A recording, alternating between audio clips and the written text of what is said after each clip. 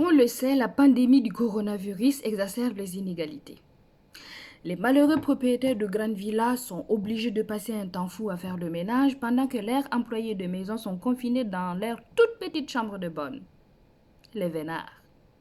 Pire encore, les spéculateurs boursiers, les marchands d'armes, les gros poliers et autres profiteurs de la misère du monde ne sont jamais applaudis à 20 heures.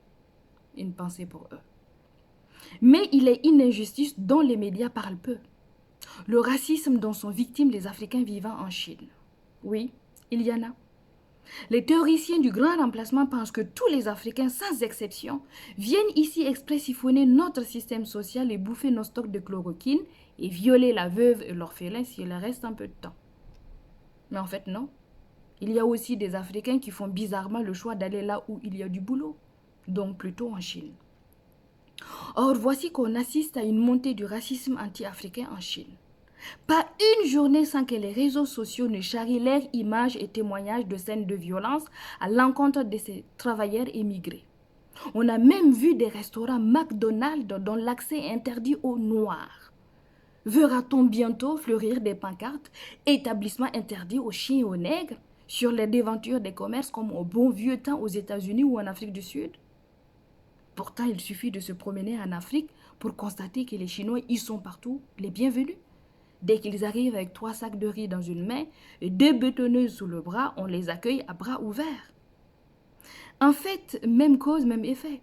La Chine-Afrique s'impose comme s'est imposée la France-Afrique. Les hommes d'affaires et les diplomates chinois, tous souriants, vont en Afrique vanter les mérites de la collaboration sino-africaine. Nos dirigeants, hypnotisés par tout ce riz, ce béton et les petits cadeaux qui vont bien, se plient en 4 pour accueillir nos nouveaux amis comme des rois. Pendant ce temps-là, dans l'arrière-boutique de la mondialisation, les émigrés africains en Chine sont victimes d'un racisme primaire et brutal. Mais il n'est pas ici question de stigmatiser les Chinois. Ils ne sont pas plus racistes que d'autres. D'ailleurs, au début de l'épidémie, ils ont eux aussi été victimes du racisme. C'est ça qui est bien avec le racisme et les épidémies. Tout le monde peut en profiter. Ce qui est révoltant, c'est l'inégalité qui force celui qui dépeint à tout accepter de celui qui pourvoit. Comme le drogué qui doit en plus accepter le mépris de son dealer. Avec le coronavirus, les Occidentaux réalisent qu'ils dépendent trop de la Chine, comme s'ils n'avaient pas eux-mêmes inventé les délocalisations et le dumping social. Même les macronistes aspirent maintenant à une certaine forme de souveraineté et d'indépendance économique.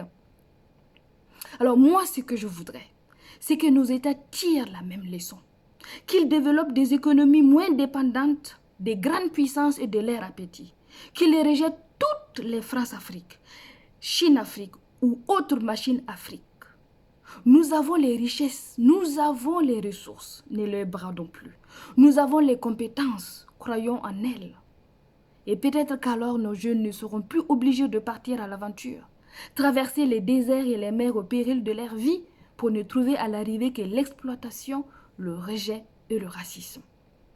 Voilà, c'était la chronique comique de Rukieta Ouedraogo.